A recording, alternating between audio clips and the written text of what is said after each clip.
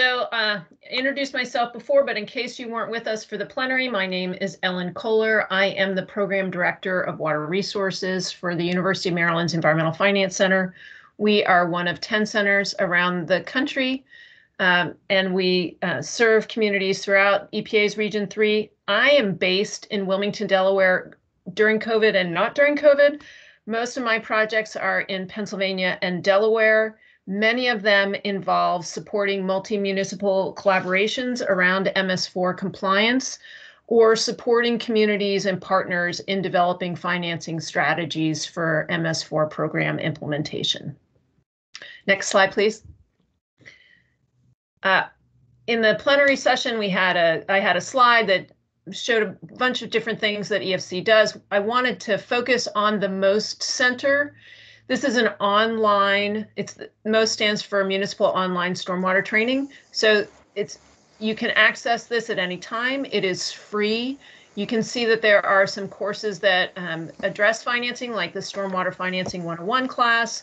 I mentioned the Dig Once strategy in the plenary session. There's a course on that. Another new course that I think a lot of communities are finding really helpful is the Funding Urban Forestry Programs. Anyway, that's a resource for you if you want to take a deeper dive on some of the things that we've been talking about today, or some other topics that we do have available on that site. Next slide, please. And this is a slide that I had in the plenary too, but I wanted to revisit it and focus a little bit more on grants. So a financing strategy for your stormwater program, you're trying to match up the activities you need to fund with the partners you want to work with and the revenue that you have coming in. But when you're thinking about grant funding, you really have to focus in on what activities are best funded by grants and which ones really can't be funded with grants. Who can apply for those grants? Do you have somebody in your community that has grant writing experience? And if not, do you have a partner that might be able to write that grant? Do they have that kind of experience? And so those are, just a couple of things to think about when we're focusing just on the grants is what are you trying to fund and who can help you access that grant funding? Next slide, please. And I want to focus here as well on both the general fund and the grant lines of this chart. So in the PRPs that I have reviewed in Pennsylvania, the vast majority of communities have said that their financing strategy is going to be to use general funds and grants to finance their entire program. That makes absolute sense when you're starting off, and it's not terribly surprising to see. But as Michelle pointed out in her comments, and I want to reiterate here, it's really important to take the long view in terms of thinking about your stormwater program. You have a 5-year permit right now. It's likely that you're going to be in the permit program for a while. I sat in on the EPHRATA session earlier, and they've been in the program for 18 years. So you want to take the long view. Grants have an important role. As pointed out here, they're great for shovel-ready projects, for demonstration projects, for getting things up and running. A lot of grant programs, unfortunately, though, will not help you pay for operations and maintenance, which is really too bad. I mean, it's operations and maintenance is, like I said before, it's part of maintaining that investment. It's really important work to be doing, but those grant funds just are not available to support that ongoing work. The other problem with grants is that you're not guaranteed to get those grants. They can be highly competitive. The timing of when those grant funds come in or when you finalize that grant agreement can vary. So that can be problematic in terms of your cash flow and when you need those funds in order to be able to implement your program.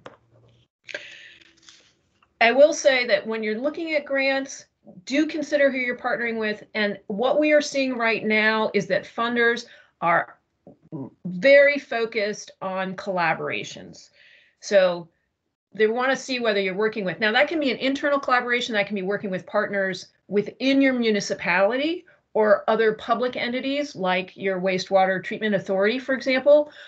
Or it could be external partners. It could be other municipalities. So think about how, if you're going to target a grant program, think about how you can convey your collaborations, your partnerships in that grant application. Next slide, please.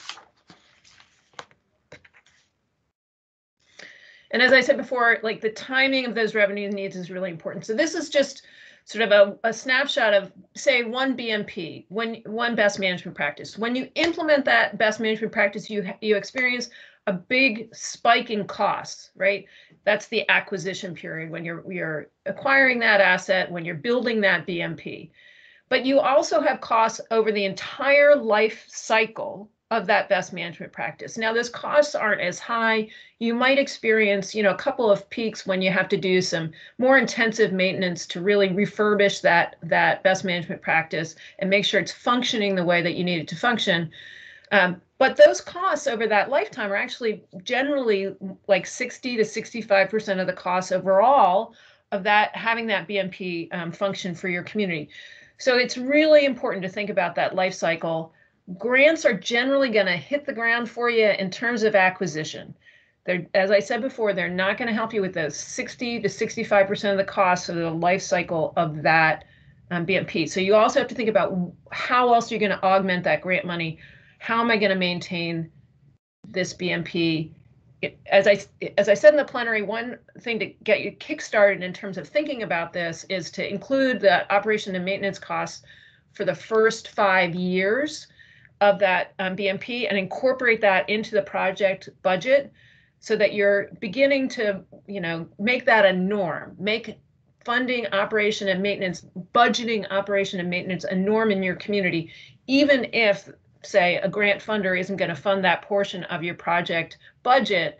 If you start putting it in the budget, you're going to start thinking that way. You're going to start making sure you're covering your costs, your needs for operation and maintenance.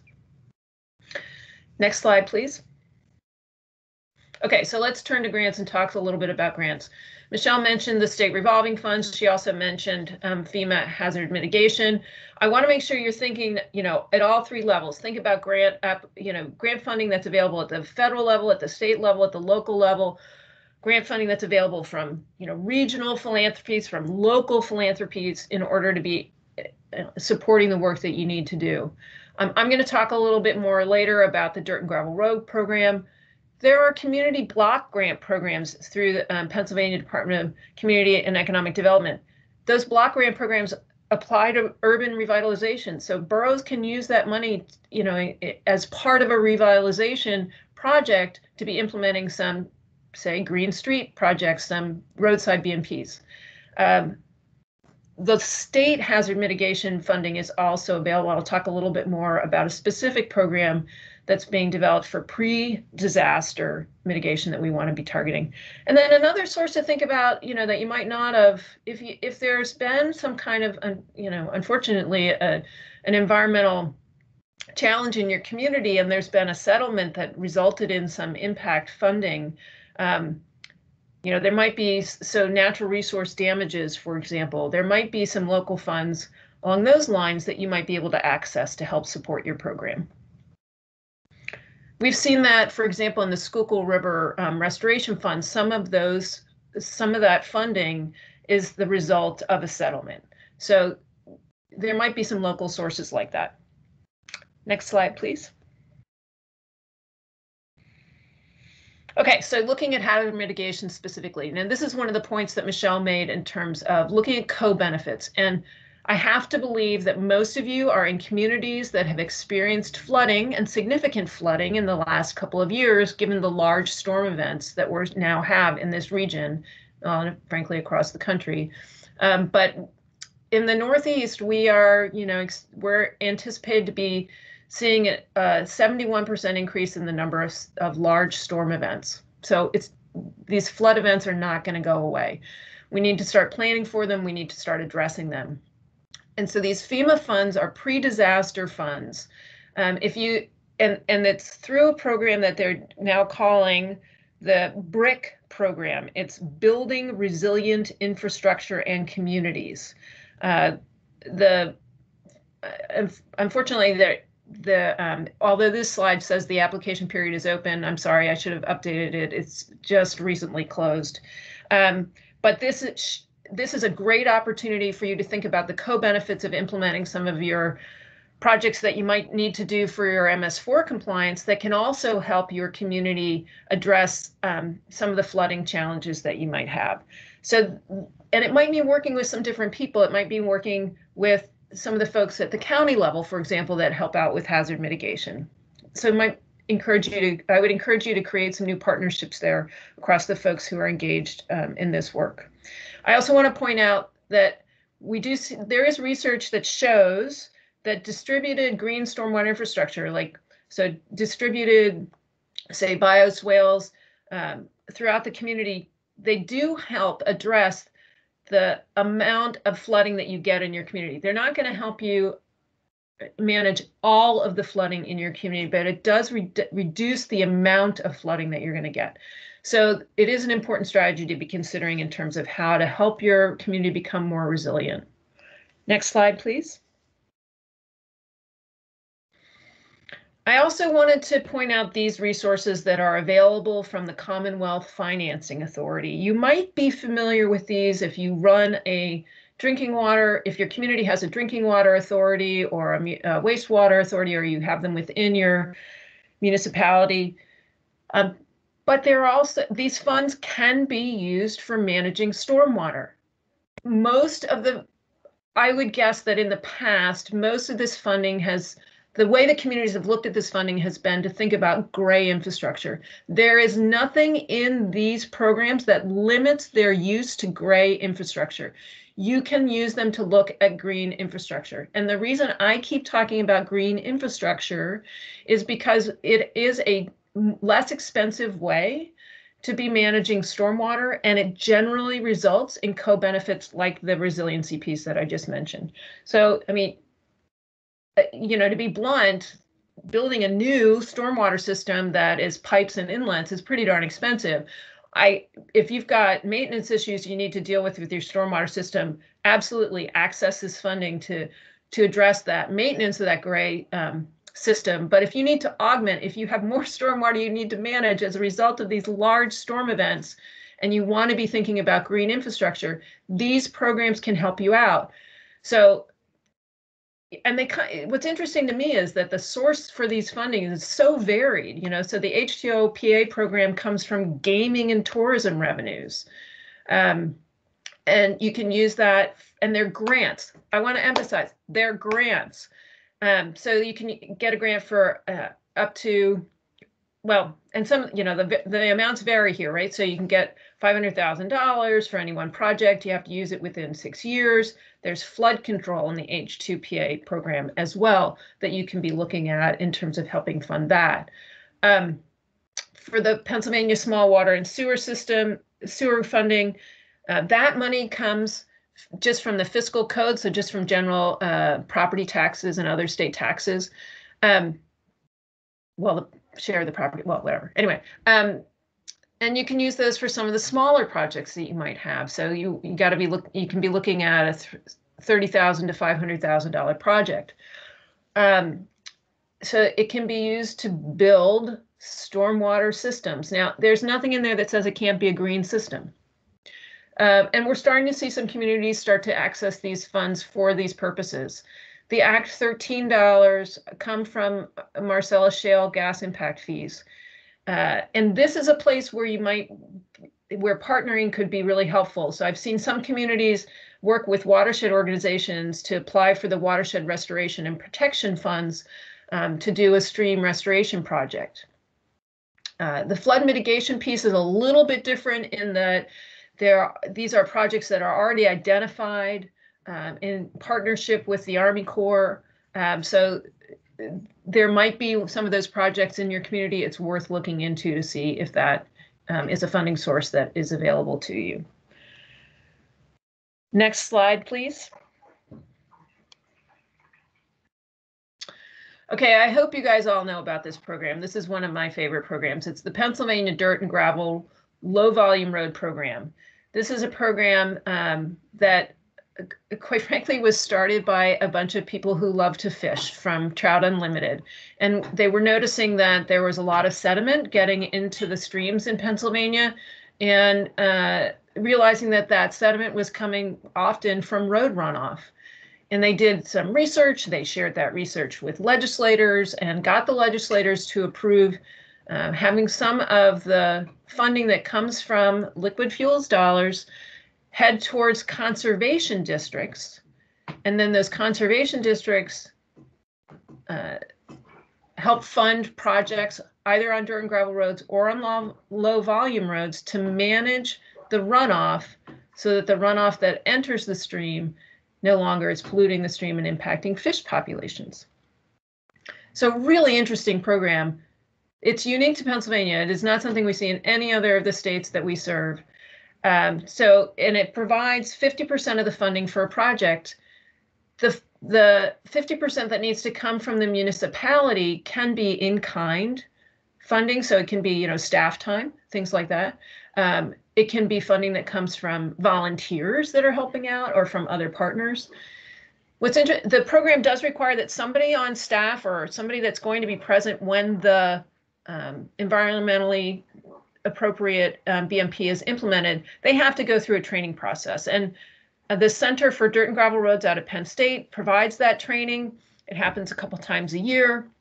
Once you become trained, you're good for 5 years. So then you can, the municipality where that person works can then, has that person available for 5 years. And the low volume road, you may think that this doesn't really apply to you because, gosh, this sounds like it's a program that really is targeted at rural parts of our community, which is true. But the low volume road part of the program is for stretches of road that have 500 vehicle trips per day or less. And we've seen boroughs access this funding to address, to pursue BMPs in alleys, for example. So maybe taking an alley out of impervious cover and putting it into putting a porous paver down, or putting a rain garden or a bioswale next to the alley. So some really creative ways of using this funding. It's something that, I'm going to guess most of you work with your conservation districts. So if you haven't talked to them about this program, something to definitely follow up with them about. Next slide, please. So this is a slide that I shared earlier as well, in terms of common partners that we see communities working with in terms of accessing grant dollars or other revenue. Again, you should think broadly and think creatively about who those partners can be. We often see, this in terms of schools, you can think about your school district, but you can also think about colleges and universities. There might be students that are willing to participate on a volunteer basis. There might be students that are willing to participate as part of a club that they're in, or in order to do research.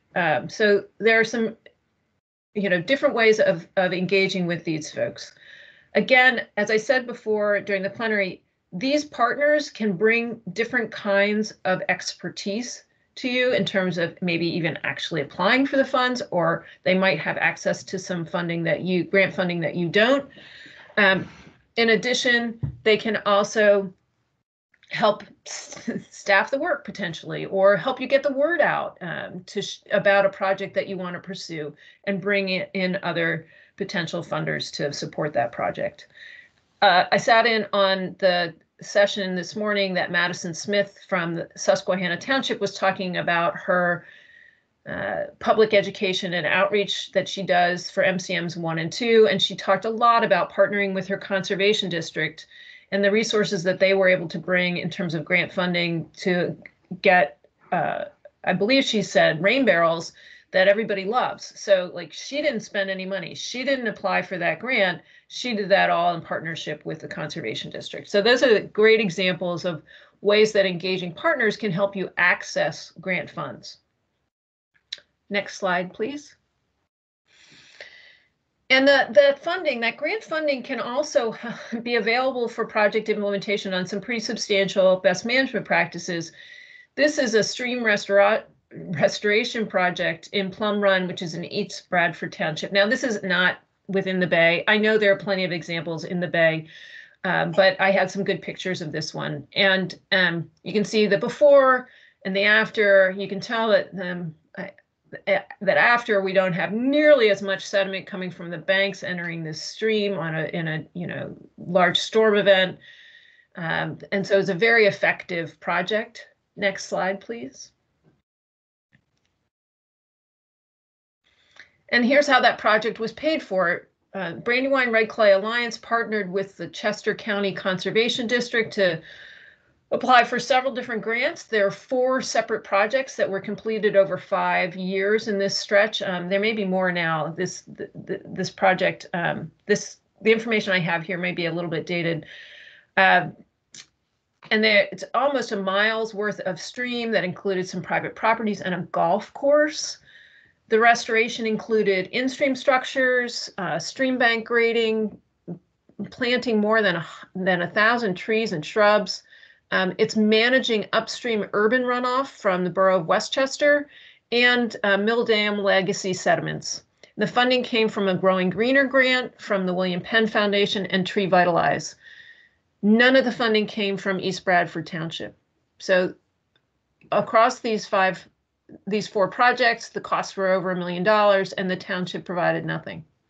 Now, some stretches of this project are not, I'm not entirely sure how much of this project area is within an urbanized area, but the point here more is that that partnering can help bring in a lot of resources and may not even, there's nothing in the PRP financing requirement that requires that the township pay for 100% of BMP implementation. That is the point that I'm trying to make here.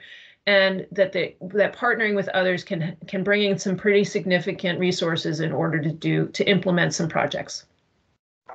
Next slide, please. So last, although this talk was supposed to be about grants, I'm going to talk just a little bit about some loan funding too through PennVest. I want you to be aware of there are 3 programs that PennVest has been standing up recently. While PennVest does provide some grant funding, it's pretty limited, and so if your communities are willing to access loan funding, these programs could be quite helpful. So first, I'm going to go to the bottom of the slide and talk about the Small Project Initiative. PennVest is making available funding up to $500,000. Oh, that should say loan funding, not load funding. Staff conducts an expedited review, so it doesn't have to wait for a board meeting for your project to be reviewed. In order to access this funding, you have to be a community that has 12,000 people or less, or project that has 1,000 hookups or less, or the project involves agricultural operations. So, if you have there's nothing that says you can't use this to fund a green stormwater infrastructure project, but it's loan funding. It's only loan funding. The other 2 programs are more about supporting potential collaboration work. Well, I guess actually the first one, the programmatic financing, you could do all within your municipalities. This is about funding capital improvement planning in whole or in part, the actual implementation of the capital improvement plan in whole or in part for a group of projects, as long as each project or phase of project is eligible and meets the program requirements. So you could do this within a municipality, and those capital improvement projects could include your BMPs that will help you meet your MS4 requirements. Or you could do this across municipalities and have it be, have all the projects be MS4 related projects, stormwater management projects that you're trying to fund collaboratively to address pollutant loads in a particular stream, for example, so that you're taking sort of a watershed approach and then using this funding to help support the BMP implementation. Again, this is going to be loan funding, so you have to be in a community that's willing to use debt financing in order to do this kind of work. But if you're doing that on the capital improvement side, starting to get your community to be willing to do it for other kinds of capital improvement and considering green infrastructure as one of those, as an additional capital improvement, could help you access this funding. The third And final one, which is in the middle, is this sub-level revolving fund. So what Penvest is doing in this setting is providing loan funding on a regional or watershed basis. It could be a county, it could be, a group of municipalities in the same watershed over a particular period of time. They'll provide the principal, and then when at the end of that loan period, you have to return the principal plus 1%. So that means that you could have, say, a group of municipalities that agree to work together to fund a bunch of BMPs. They use this loan fund to pay for that implementation, and then at the end of the period, pay it back with 1% interest, which is, as we all know, a very low interest rate, even in this world of low interest rates. You could also manage this fund by, say, charging 1.5% and then having the ability to administer the program in a way that communities could come to this loan fund and request funding for projects on an ongoing basis, as opposed to having a plan already in place. So, for example, you could say, okay, let's tell Penvest we want to get $10 million for our county, and we're going to help communities have that money available to communities, and they can come to us on an as-needed basis for that loan funding, and after 10 years, we'll pay back. So you don't necessarily have to have all the projects identified to be able to access this funding with Penvest. To my knowledge, Penvest has not yet structured a sub-level revolving fund project. They are interested in doing that, very interested in doing that. So if you're interested in collaborating with some other municipalities to consider that kind of an approach and be the first one out of the box, they'd be very enthusiastic to work with you. Next slide, please. I think that's all I have. That's right. Yeah. So now we have plenty of time for questions. Yes, we do. We've got about 12, 13 minutes for questions. Getting a little echo there. So if you have any questions, please type them into the chat box. And actually, Ellen, could you mute your mic just for a second? I think that might be, let's see how that is. Yeah, I think you're getting feedback from me. Sorry. But Ellen, I had a question for you. What is the process for someone who might be interested in working with the Environmental Finance Center? How do they go about requesting assistance from you? Do they fill out an application? Do they go to a website? Do they call you up on the phone? How does that work? Thanks. Yeah, the best way to contact us is just email me at the email address here on this slide.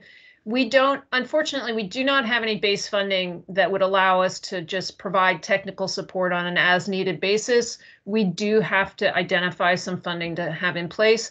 That said, we have partnered with plenty of communities to go ahead and identify that funding so that we can provide that technical assistance. That's one of the reasons that I mentioned, for example, the National Fish and Wildlife Foundation request for proposals that is now open. Under the Chesapeake Bay Stewardship Fund, they have a variety of different kinds of funding available through that fund right now, and some of that is technical assistance funding. So I may be a little biased, but we're not that expensive, but we got to have some money in place to be able to engage in a deep and meaningful way with the community. I'm always happy to, handle quick questions or talk about opportunities with communities. So please feel free to reach out and we can figure out where to go from there. Very good. Any other questions? Ellen talked about grants and loans and financing strategies in general. Any questions on any of those topics would be fair game right now.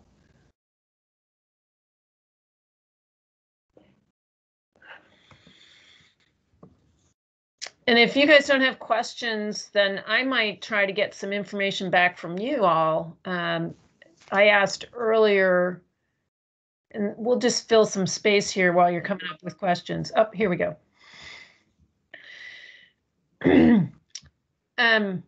Do I foresee any reduction in grants in the coming year due to federal stimulus planning? No, I don't see any reduction in grants. I think we're only going to see more grants, and grants are funding. So what we've seen in the past is when there's discussion around stimulus funding and that discussion touches infrastructure, in the water world, that generally often flows through the state revolving fund. So in Pennsylvania, that means PennVest. So I think this is part of the reason that PennVest is trying to figure out how to get its money to hit the ground in a variety of different ways. Our challenge there is that that's, as I said, mostly loan funding. So a lot of that stimulus dollars in the past has hit the ground in terms of loans. So we need to figure out a way to get that to be more available in a grant setting. And it is an ongoing conversation that we're having with several states in the region, noting that, for example, to get to the PennVest door, you got to do a bunch of planning. You got to have that project in place usually, and there's no money to support communities to do that planning piece. So having some planning grants available would be really great. Those kind of things. Unfortunately, for example, the Commonwealth financing resources that I outlined also do not have planning dollars attached to them. So that planning bucket, I think we need to make really clear at both the state and federal level that this is a big need for communities. I got to believe you guys are supportive of having some resources available that way. But I don't think we're going to see grant dollars going down. I really would love to see communities hit up that hazard mitigation funding through the BRIC program, the Building Resilient Infrastructure in Communities. I think that's going to be a very fruitful way to get some funding coming in the door.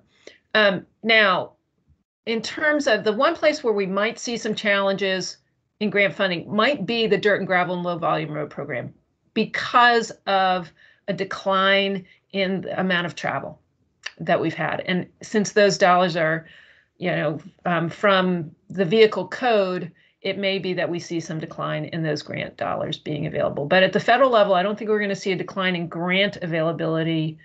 I think we'll also see more availability of loan funding through PennVest, as I said. That's what I'm seeing anyway right now. It's interesting that you mentioned the FEMA BRIC funding. I know EPA and FEMA for the last 5 or 6 years have been involved in developing some training materials on integrated planning to integrate water resource planning with hazard mitigation planning. And on the water resource side, you've got everything from source water protection, non-point source pollution control, MS4, and other water resource issues that impact significantly with the flooding part of hazard mitigation. I know there's going to be a presentation at the Center for Watershed Protection's Stormwater Conference in 2 months on this very topic. So it is very timely to mention that now and to encourage MS4 program managers to start some discussions with their floodplain managers and their hazard mitigation programs, because there's a significant amount of money in BRIC, I know. Yeah, and I'd love to see that money hit the ground in the Chesapeake. I think that, leveraging those kind of opportunities is what a lot of folks want to see. Absolutely. Well, there's about 6 minutes until we convene in the plenary session for the closing for this morning's part of the workshop. Are there any final questions on loans, grants, financing strategies, and so forth before we let Ellen go? I asked this question earlier. I'm just wondering if anybody is willing to share in this session whether any of you have gotten any of the G3 funding that Michelle mentioned in the plenary, whether you've been able to access that for your communities. And you could give us a thumbs up or thumbs down, or you can respond in the chat maybe.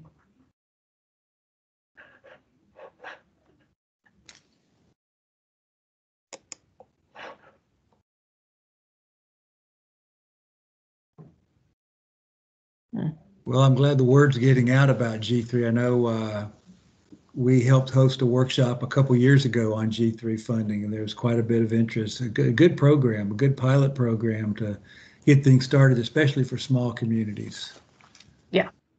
Yeah, absolutely. So it seems like that, at least within this group, that seems like a place where we could be leveraging that funding a little bit more, potentially.